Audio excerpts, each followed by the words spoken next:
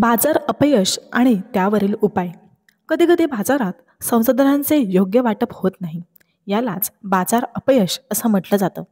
हे तेव्हा घडतं जेव्हा बाजारात समाजाच्या एकूण हितासाठी कार्य करत नाहीत. पहिला आहे असमान माहिती. जेव्हा विक्रेता आणि खरेदीदार यांच्यात माहितीचा फरक असतो. एका पक्षाकडे पाहायला गेलं तर जास्त माहिती असते आणि दुसऱ्या पक्षाकडे मात्र कमी माहिती असते.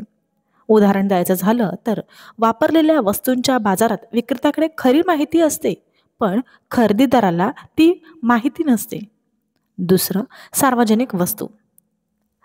पाहायला गेलं तर जसे काही राष्ट्रीय सुरक्षा असेल, रस्त्यांवरील पथदिवे असतील, या वस्तू नॉन एक्सक्लुडेबल म्हणजे वापरापासून कोणालाही रोखता येत नाही आणि नॉन रायव्हल म्हणजे एकाच्या वापराने दुसऱ्याचा वापर कमी होत नाही.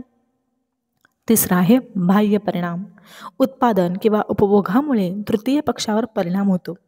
सरकार या समस्या कमी करण्यासाठी कर, अनुदान आणि नियमन यांसारखे उपाय वापरते.